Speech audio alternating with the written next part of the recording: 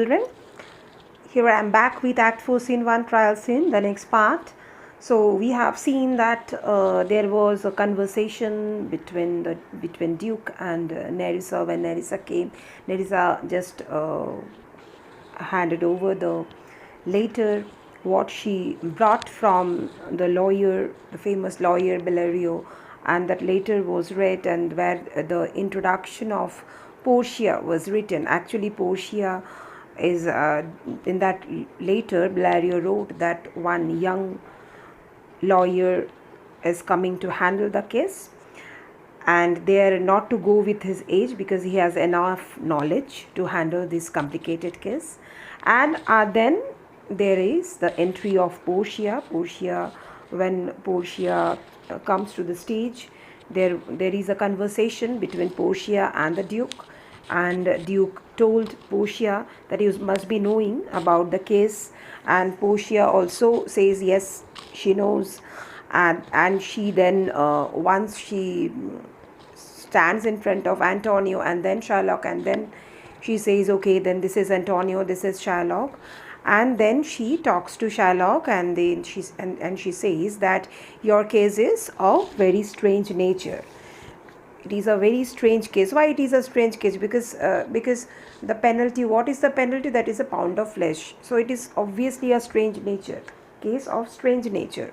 So she says, Portia says Shylock that it is of strange nature, but it is lawful. Lawful means court of Venice cannot deny this, because it is not against law, so we cannot deny this. Then she comes to Antonio and says that your life is in danger. Then Antonio agrees, yes, okay, it's okay. So Portia asks Antonio, do you confess? Are you okay with the bond? Then Antonio, we know that previously also at the beginning Antonio tries to request Shylock to forgive, but there was no as such response from Shylock's side. So finally Antonio agrees that he is ready to face the judgment. So after that, children, what I will start now, the very, very important speech of Portia. Very important. We can consider the speech is quality of mercy. So that before that, actually, when Portia first asks once Shylock that you should be merciful. See, your this court of Venice cannot deny your law. It is lawful. What the case is, court of Venice cannot deny this, but it's a process like this. As a human being, you should be merciful. But Shylock's response was very, he from the beginning he was adamant, he is adamant. He says, for what compulsion must I? Why it is compulsory for me to do mercy? No, I am not going to be merciful. Then this speech is coming, what I have said just now. It is quality of mercy. On quality of mercy, Portia is going to give a very nice speech. And here in this speech, we will see the humanitarian side of Shakespeare in his writing, where Portia is the mouthpiece of Shylock. Portia is the mouthpiece of Shakespeare and appeals Shylock for mercy. So we can see that humanitarian side of Shakespeare. So what is there in the speech, you see? The quality of mercy is not strength. It droppeth as the gentle rain from the heaven upon the place beneath. It is twice blessed. It blessed him that gives and him that takes. So what Portia says first, you see, Portia's first line is quality of mercy is not strength. That means mercy is not a quality which can come under compulsion.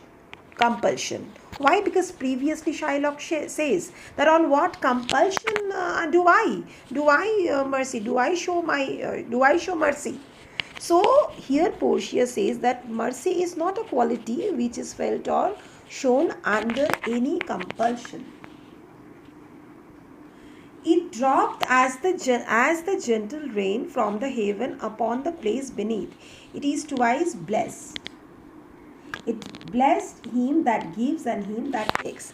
So what she says that mercy is shown by human being as naturally and as spontaneously as the gentle drops of rainfall from the sky above down to the ground below.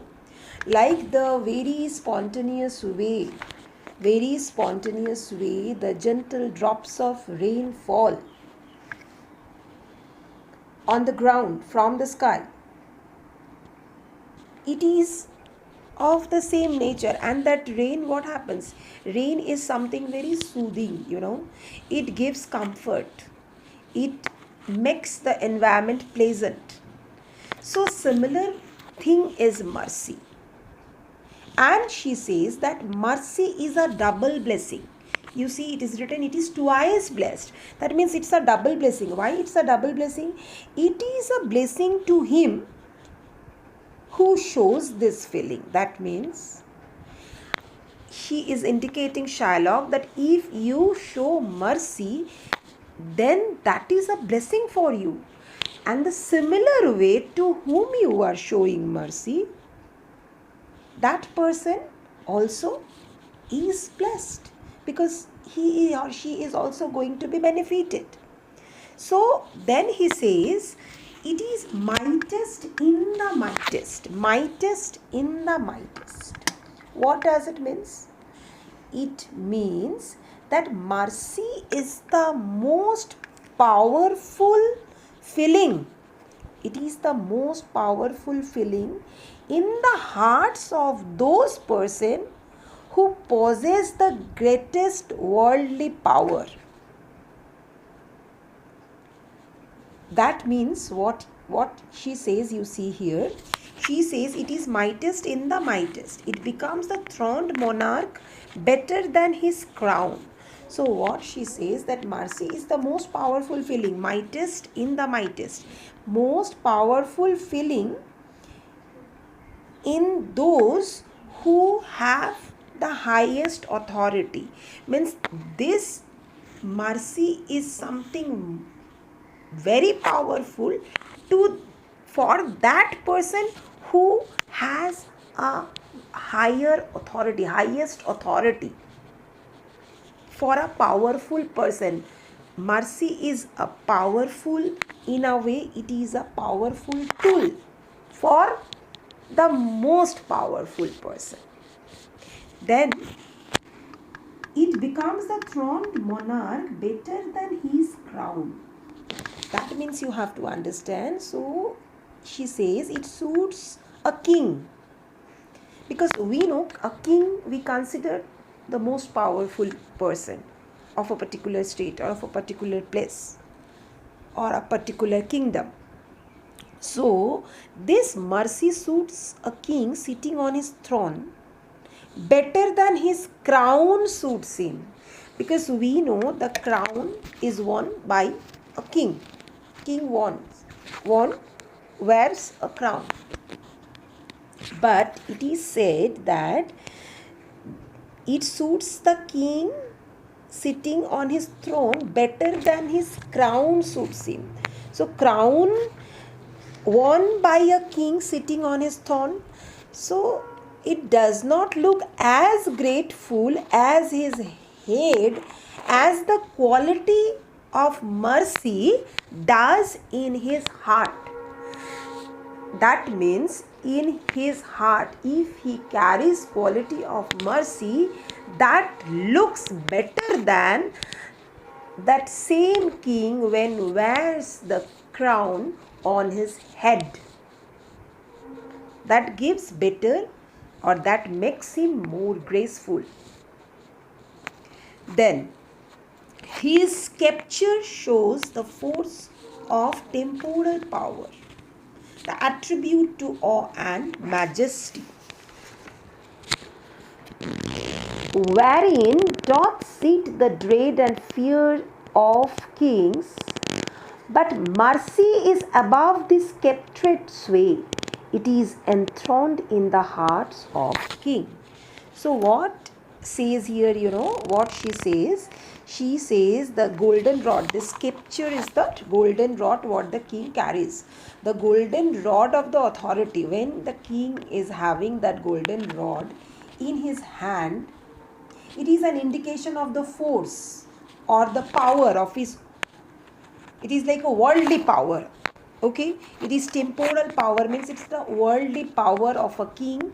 It indicates the worldly power of a king when he carries or he holds that golden rod on his hand. And that rod of authority is some symbol of fear. It is a symbol of fear which kingship inspires others. That is a symbol of fear. Okay, which that kingship inspires in others. And that rod of authority indicates what? It indicates the highest dignity.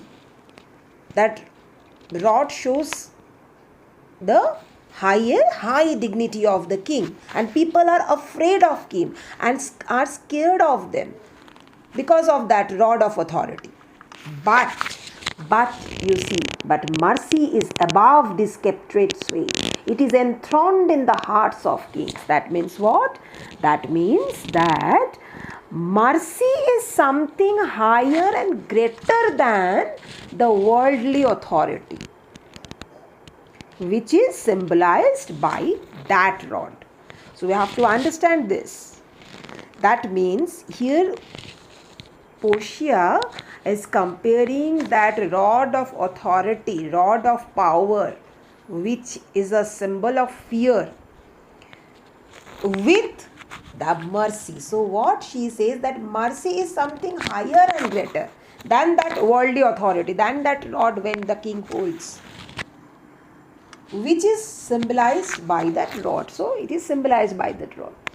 And that mercy occupies a great place in the heart of the kings. Okay? And then an earthly power doth then show likest gods when mercy seasons justice. That means what, That means that mercy is an essential quality of God, who is the supreme power of the universe. And then she says that it is said that it is the essential quality of God, and earthly power acquires a divine quality when a man soften. Here this line first, let me read. When mercy seasons justice, that means when mercy seasons justice, that means what? You have to understand, listen very carefully this line. She says that first, what she says, that it is an essential quality of God, who is the supreme power of the universe. And earthly power means that authority, if acquires a divine quality and while doing justice show mercy,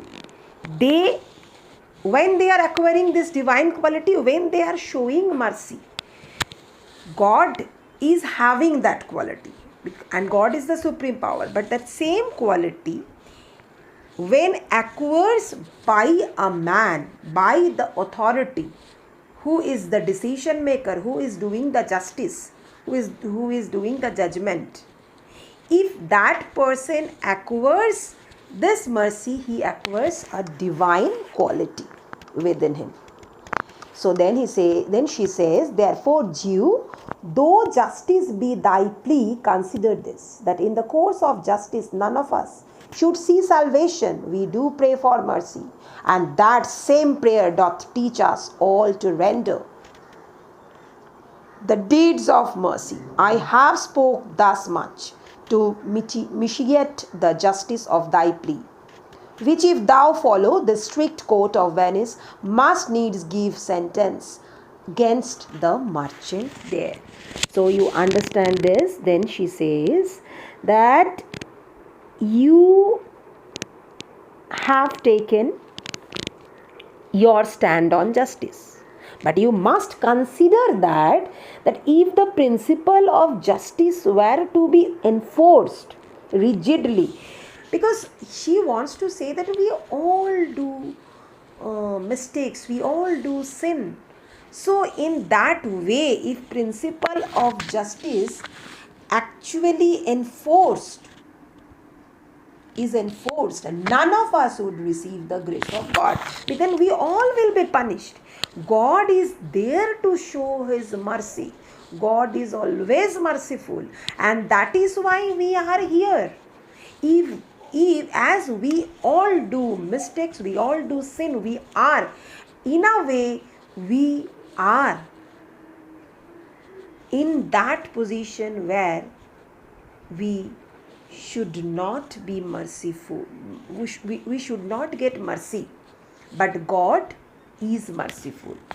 And if God is not merciful, then we all will come under the justice.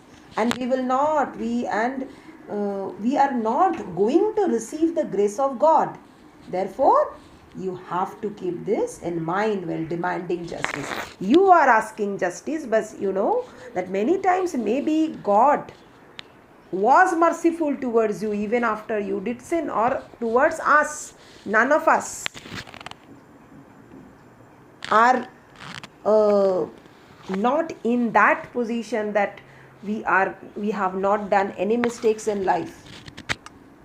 So she says we all pray to God for mercy, and that very fact that we do so teaches us all to perform merciful act in the course of our lives. So she says that this very fact we do, so it teaches us all to perform merciful acts in the course of our lives, in the span of our lives. Then she says that I have spoke thus much to mitigate the justice of thy plea. So she says that now I have said this much to soften, to diminish the force of your demand for this strict justice. If you still insist on your demand, then the strict court of Venice has no alternative but to opt for the judgment against the merchant who is standing there, means Antonio. So this is a very, very important speech. You have to understand and remember. Thank you.